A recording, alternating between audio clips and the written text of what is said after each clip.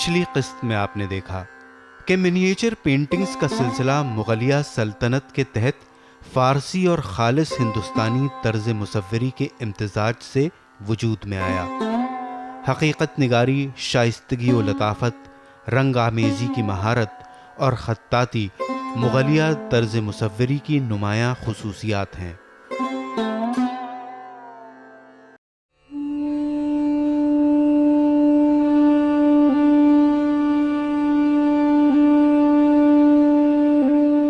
ہندوستان کی ثقافتی تاریخ مختلف عہد کے فنون میں مرقوم ہے اور بے شمار قسم کے فنون جیسے مصوری، سنگ تراشی، فن تعمیر جو مختلف شاہی خاندان اور ان کے مذاہب سے متعلق رہے ہیں، ان کا عکس پیش کیا گیا ہے۔ جہاں شمال میں راجپوتوں کی حکومت رہی ہے، وہیں دلی سے باہر اور مرکزی ہندوستان میں اسلامی روایت بہت کامیابی سے فروغ پاتے ہیں۔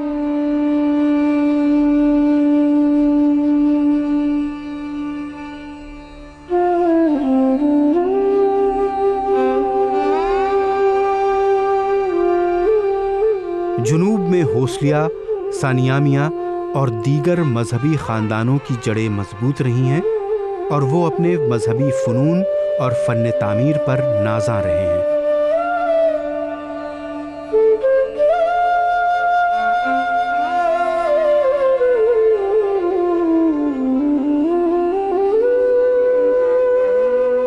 ملک پر مغلیہ حکومت سے سیاسی یکجہتی کے ساتھ ساتھ تمدنی، سماجی اور معاشی ارتقاء رونما ہوئے۔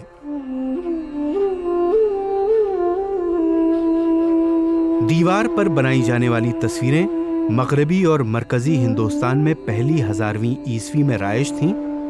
دوسری 1000ویں عیسوی کے شروع میں منییچر پینٹنگ کی آمد میں تبدیلی ہونے لگی، جو شروع میں جین اور بدھ مذہب کے موضوعات پر تاڑ کے پتوں پر بنا کرتی تھیں۔ اسی طرح کی ایک تبدیلی تعمیری افق پر نمودار ہوئی، جس کے تحت ستوپ بڑے بڑے محلوں اور قلعوں میں تبدیل ہو گئے۔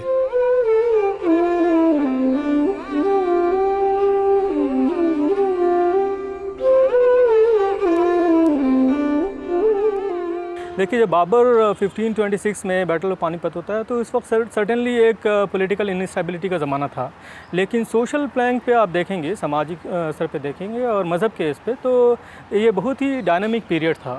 اسی زمانے میں ایز اے سیڈ کہ یہ کبیر کا زمانہ تھا، نانک کا زمانہ تھا، خاص طور سے نانک از اے کنٹمپریری بابر، بالکل ہم عصر ہیں، اور صوفی بھکتی سنتوں کے تعلق سے اس پیریڈ میں دیکھنے کو ملتا ہے کہ basically the kind of society that we have today was being consolidated, ٹھیک ہے۔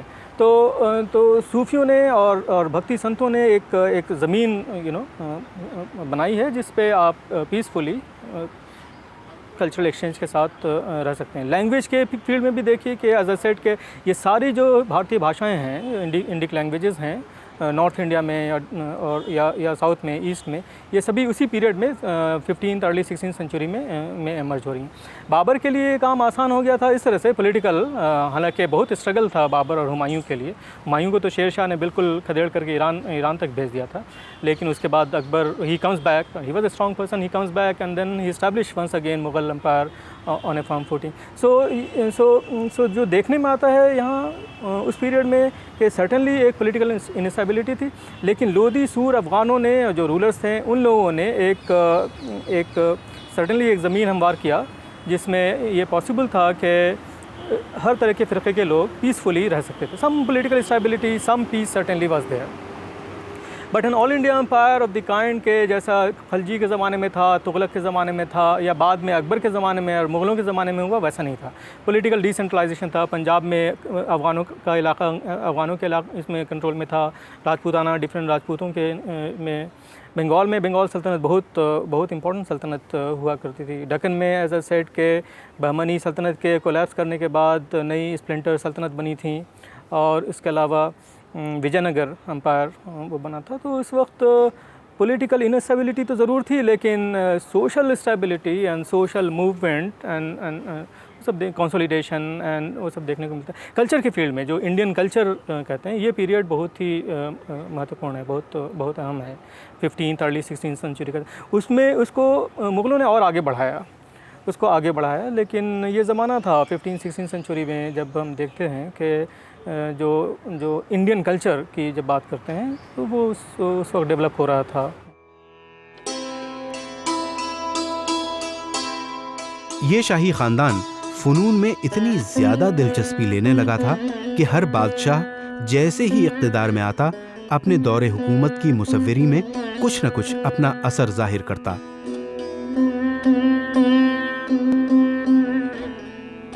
पेंटिंग, खूबसूरत मुसव्विदे और किताबें, ख़त्ताती, फ़न तामीर के डिज़ाइन वग़ैरह में मुग़लों की महारत, बाग़ बहिश्त का तसव्वुर या चार बाग़ जो कि जन्नत के बाग़ों का अक्स है, कुंदाकारी, मुजस्समा साजी, बनाओ सिंगार और जाहो जलाल को ख्वाहिश और बावकार ज़िंदगी ने कौमी फ़नून को भी मुमताज़ किया था।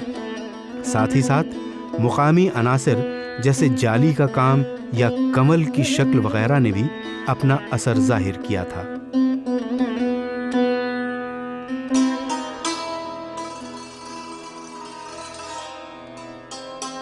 हिंदुस्तान में चितेरे जन्मजात होते हैं और चितेरे कुछ क्लैंस थे जिनके पास अपना धंधा होता था। गांव में आज भी हैं कुछ चितेरे परिवार होते हैं जो शादी ब्याह वगैरह के समय में चितेरा का काम करते हैं। इसी में से मधुबनी वगैरह सब जो निकले हैं, वर्ली पेंटिंग्स वगैरह सब निकली हैं, वही के वही लोग हैं। तो ये तो परंपरागत तरीके से आर्ट चल रहा था। क्रिएटिविटी कभी बंद नहीं होती है, कभी क्रिएटिविटी बंद नहीं होती है। अब सब्जेक्ट नहीं है, नहीं तो मैं आपको बताऊं कि जब हिंदुस्तान में पूरा अंधेरा है, कुछ नहीं है, गुप्ता हर्षवर्धन गुप्ता के डेथ के बाद में पूरा 200-250 साल तक हिंदुस्तान अंधेरे में रहा, मगर उस पीरियड में सैकड़ों टेम्पल्स बने। कोई राजा नहीं था, कोई किसी तरह का वो नहीं था, तो वो मंदिर किसने बनवाता रहे। एक एक जगह पर, ग्वालियर के पास एक जगह है बटेश्वर, वहाँ पर 200 मंदिर बने और वो सारे के सारे मंदिर 700 से लेकर के 900 के बीच में बने। जब ना आसपास कहीं कोई राजा था, ना कोई संरक्षण देने वाला था, ना कोई पैसा देने वाला था, किसने बनाए। इसका मतलब ये कि हिंदुस्तान में क्रिएटिविटी की परंपरा बड़ी पुरानी है और आदमी क्रिएटिव है। इसके पीछे राजा क्रिएटिव नहीं है। वो तो राजा तो ऐसा है जैसा आज होता है कि हमें कहीं किसी को कुछ प्रश्रय देना है तो कुछ ना कुछ पैट्रोनेज दे देते हैं, कुछ ना कुछ साधन जुटा देते हैं। तो उस समय भी हुआ ऐसा। तो अकबर के समय, बाबर के समय एपरेंटली बाबर ने कहीं पर कोई क्रियात्मक रचनात्मक काम नहीं की, उस बात नहीं हुई, खुद उसने किया है।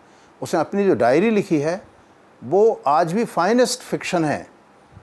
अगर उसको उपन्यास के तौर पर देखें तो पूरा उपन्यास लगता है, कहानी ऐसा नहीं लगता है कि जैसे किसी ने अपनी जीवनी लिख डाली हो। और उसका जो इंटरेस्ट है पक्षियों में, चीज़ों में देखने करने में, वो अपने आप में आर्टिस्टिक है। लेकिन ये जिक्र कहीं नहीं मिलता है कि बाबर के समय ये 2 आर्टिस्ट थे या एक आर्टिस्ट था या उसने किसी तरह से हुआ है। हुमायूं अपने साथ, जब हुमायूं आए भारतवर्ष में लौट करके, जब इन्होंने इब्राहिम लोदी को हरा करके दोबारा कैप्चर किया है, तो उस समय जो है वो अपने साथ वो पर्शिया से 2 आर्टिस्ट को लाए थे। उन आर्टिस्ट ने यहाँ पर आकर के आर्ट की शुरुआत किया। लेकिन हुमायूं भी 4-5 साल बाद डेथ हो गई और उसके बाद अकबर का शासन आया। अकबर ने उन दोनों आर्टिस्ट को, अब्दुल समद और एक और मैं नाम भूल रहा हूँ, 2 आर्टिस्ट थे, इन 2 आर्टिस्ट से और फिर बाहर हिंदुस्तान में जो आर्टिस्ट थे उनको जुटाया और विदिन 2-3 ईयर्स, 2 या 3 साल के भीतर अकबर के अपने जो स्टूडियो था, कोर्ट स्टूडियो था, उसमें करीब 100 के आसपास आर्टिस्ट थे।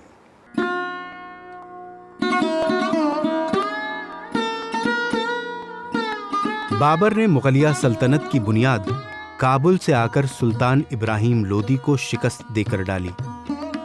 इस मुल्क के बारे में उसकी राय अच्छी नहीं थी और कई मौके पर उसने यहाँ की और यहाँ के लोगों की कमियों और उरियानी पर अपने ख्यालात जाहिर किए थे।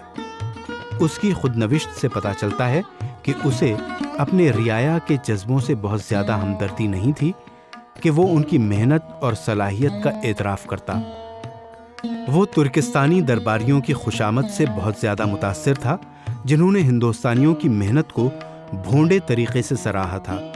اس لیے اپنی خود نوشت میں ان کا ذکر کم ملتا ہے، لیکن ہندوستانی فن پر اس کا بہت گہرا اثر ہے، گرچہ اس نے اپنی زندگی میں اس پر بہت کم توجہ دی۔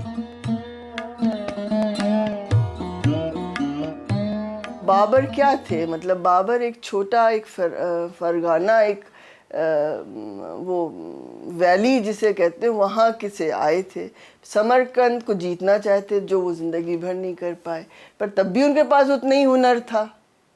پھر وہ وہاں سے نکل کے کابل آتے ہیں، کابل میں اپنی تھوڑا سا بیس بناتے ہیں، تو ان میں وہ وہی ہنر تھا۔ اور پھر ان کو کچھ غزل باز جو صفاوت پیریڈ کے ایک گروپ تھا جو کہ صوفی گروپ بھی تھا اور پولیٹیکل بھی تھا، مطلب دیٹس آلسو ویری انٹرسٹنگ کہ وہ اس گروپ کا سپورٹ ان کو ملا، اور پھر اس سپورٹ سے پھر وہ آگے آئے۔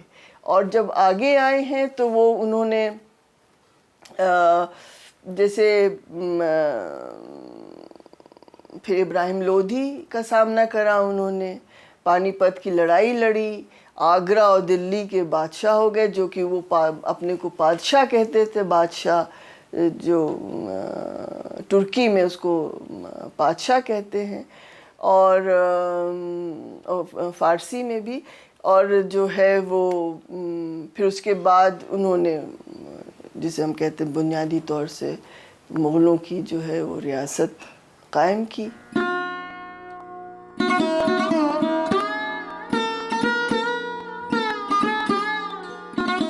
وہ باغبانی میں اپنی غیر معمولی دلچسپی کی وجہ سے مشہور تھا اور مصوروں کی بھی سرپرستی کرتا تھا۔ حالانکہ کابل میں اس کے دور حکومت کی کسی تخلیق کا ذکر نہیں ملتا جہاں اس نے اپنی ریاست قائم کی تھی۔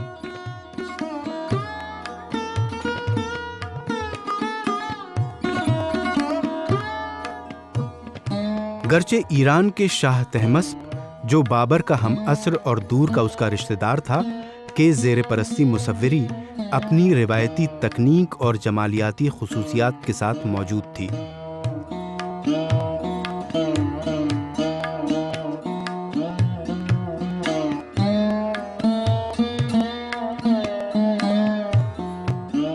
سولہویں صدی کے وسط کا عظیم مسودہ اور ابتدائی مغلیہ مصوری کا مقابلہ مشہور شاعر جامی کے ہفت اورنگ میں کیا گیا ہے۔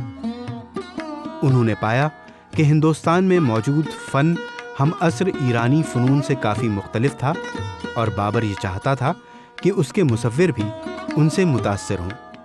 اسی صدی میں بعد میں اکبر کو غیر مسلم ہندوستانی مصوری سے گہرا شغف تھا، لیکن بابر کو اس سے کوئی ہمدردی نہیں تھی۔ فی الحقیقت اسے اس کی کوئی واقفیت ہی نہیں تھی۔ بابر کا جو بابر نامہ ہے وہ اتنا السٹریٹو ہے، اس نے مجھے سب سے خاص بات اس بابر نامہ میں لگتی ہے کہ وہ پوری زندگی بابر جو ہے وہ گھوڑے پہ سوار رہا، لڑائی لڑتا رہا، کئی بار ہارا کئی بار جیتا، مگر اس کے باوجود اس کو اتنا ٹائم ملا کہ اس نے اپنی بایوگرافی، بابر کی biography the true biography, the first true biography world میں کنسیڈر ہوتی ہے۔ اس نے ایک ایک چیز، اپنی فالیز اینڈ اپنی پریزز، سب کچھ اس نے اس میں لکھا ہے۔ وہ اتنا انٹرسٹنگ ہے، کیسے کہاں کس کو ملا، کیا کیا کیا، اور اس نے انڈیا کی برڈز اینڈ اینیملز کے اوپر اتنا ڈیٹیل میں لکھا ہے کہ ایسا لگتا ہے کہ ایک ایک پر اس نے گنا کہ اتنے پر تھے، یہ اتنا کلر کا تھا، اس میں یہ ہوتا ہے، کیسے یہاں پر جالا لگا کے برڈز کو پکڑتے ہیں، کہاں کس مارکیٹ میں بکتے ہیں، پوری ڈیٹیلز اس نے دی ہے۔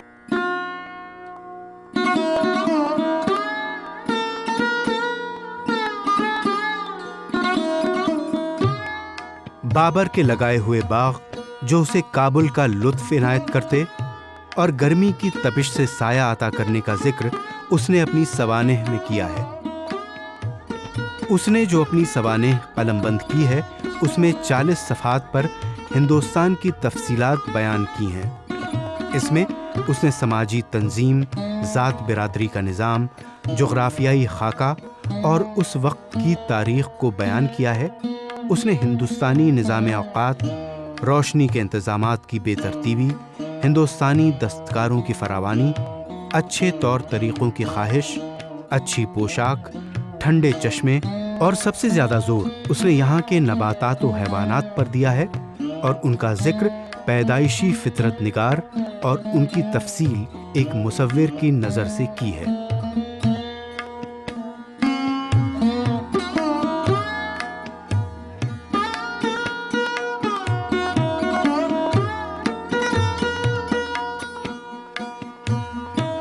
اس کے اس بیش قیمتی مسودے کو اس کی لائبریری میں خصوصی اہمیت حاصل تھی۔ کتابیں جمع کرنا تیموری روایت تھی۔ بابر نے خود بھی ہندوستان میں بہت سی کتابیں خریدیں۔ جب وہ لاہور کے قلعے میں داخل ہوا، سب سے پہلے وہ غازی خان کی لائبریری میں گیا اور بہت اہم کتابوں کا انتخاب کیا اور اپنے بیٹے کو بھیج دیں۔ کتابوں سے محبت ہمایوں کے حصے میں بھی آئی اور اکبر کے دور حکومت میں مسودوں کا انتخاب دنیا میں سب سے بہتر تھا۔ وہاں پہ بڑے فلاسفرز تھے اس وقت، اور بہت بلندی پہ وہاں پہ جو جسے ہم کہتے ہیں انٹلیکچوئل کلچر بہت تھا، اور یہ نہیں تھا کہ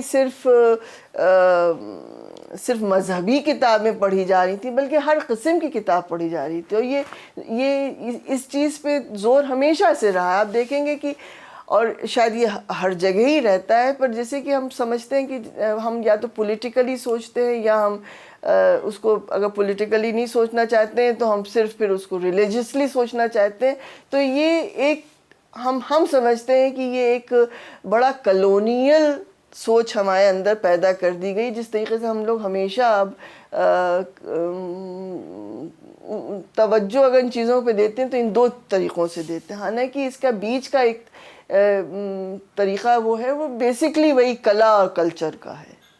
اگر آپ اس طریقے سے سوچیں تو بیسکلی جو لوگ بن کے آتے ہیں وہ کلا اور کلچر سے بن کے آتے ہیں۔ ظاہر ہے کہ کیونکہ پولیٹیکل سٹیبلٹی جو انہوں نے اسٹیبلش کی، جو انہوں نے پولیٹیکل کہنا چاہیے ایک گورننس کا جو پروسیس شروع کیا، جس سے کہ ایک سسٹم بہت اچھی طریقے سے چل رہا تھا، جس میں کہ تجارت بھی بہت اچھی ہو رہی تھی، اور تجارت ہر دور میں بڑی امپورٹنٹ ہوتی ہے، آج کے بھی دور میں امپورٹنٹ ہے، اور ہمیشہ اس لیے رہی ہے کہ اسی سے جو ہے وہ ریونیوز آتے ہیں، اور اسی طریقے سے اسٹیٹ بڑھتا ہے، اسی ریونیو سے، اسی کی طاقت پہ جو اکنامک کی طاقت ہوتی ہے وہ جہاں صدر ہوگی وہیں پہ وہ پنپے گا۔ تو یہ لنکس ہیں، اگر آپ دیکھیں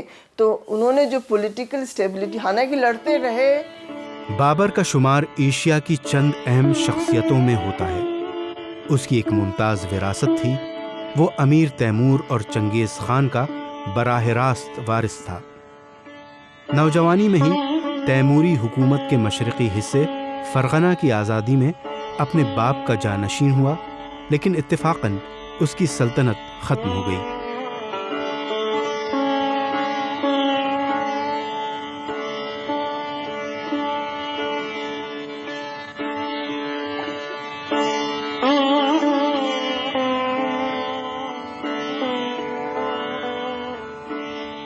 پندرہ 1525 میں اس نے ہندوستان پر حملہ کیا اور 1 سال کے اندر اس نے دلی کا تخت حاصل کر لیا۔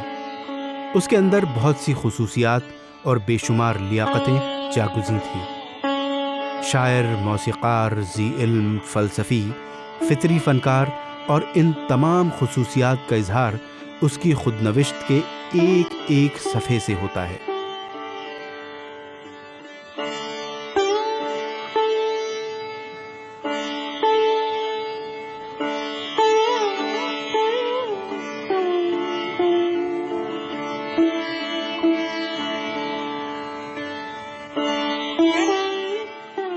اس کے پاس بہت ہی ترتیب یافتہ دستکار نہیں تھے، لیکن اس کے پاس جمالیاتی نظر تھی جو اپنے اطراف کے حسن کو جذب کر لیتی تھی۔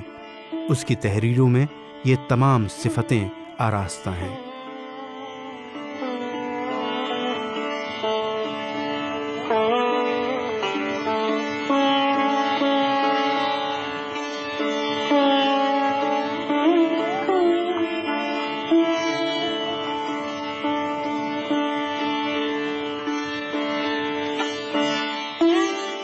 بابر کی موت صرف 47 سال کی قلیل عمر میں اپنی جاں فشانی سے گزرتے ہوئے اس وقت ہو گئی جبکہ محنت کا پھل اس کی مٹھی میں آ چکا تھا۔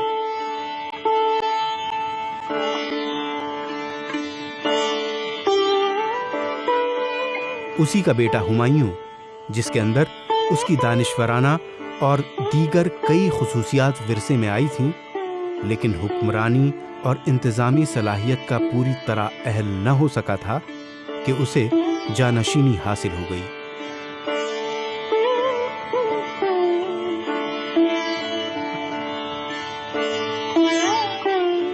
کئی پشتوں تک مغل صرف بابر کی حکمرانی کے اصولوں پر عمل کرتے ہوئے جنگ کے بجائے مصالحت اور فن و ثقافت میں تحلیل ہوتے ہوئے حکومت کرتے رہے۔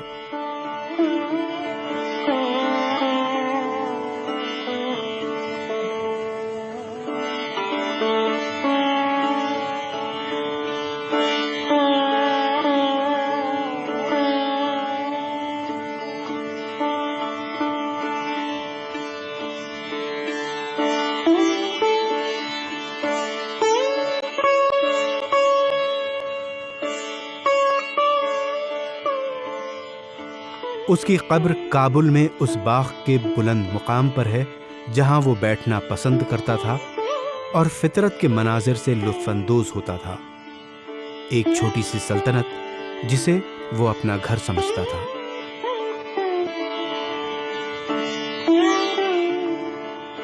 آج کی قسط میں آپ نے دیکھا کہ مغلیہ سلطنت کا بانی بابر 47 سال کی قلیل عمر میں چل بسا۔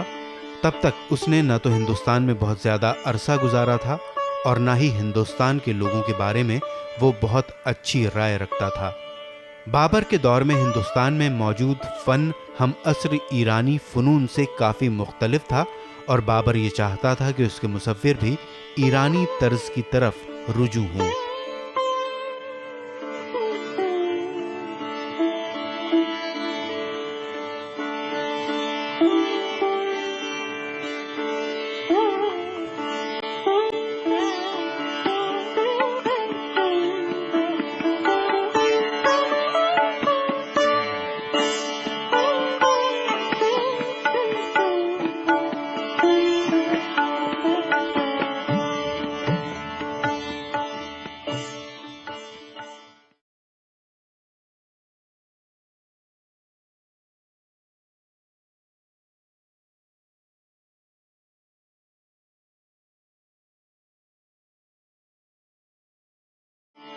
کہ بابر 1526 میں بیٹل آف پانی پت ہوتا ہے تو اس وقت سرٹنلی ایک پولیٹیکل انسٹیبلٹی کا زمانہ تھا۔ پھر ابراہیم لودھی کا سامنا کرا انہوں نے۔ بابر کے لگائے ہوئے باغ جو اسے کابل کا لطف عنایت کرتے اور گرمی کی تپش سے سایہ عطا کرنے کا ذکر اس نے اپنی سوانح میں کیا ہے۔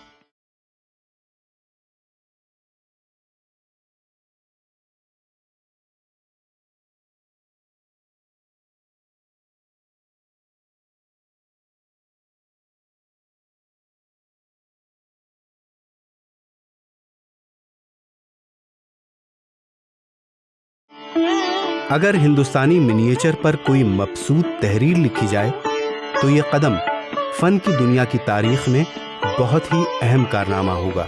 دیکھیے ارلیسٹ جو ہے وہ تو راک پینٹنگز ہیں۔ Indian art basically religious art ہے، لیکن شاہجہاں کا دور حکومت زبردست فنی سرگرمیوں کا دور تھا۔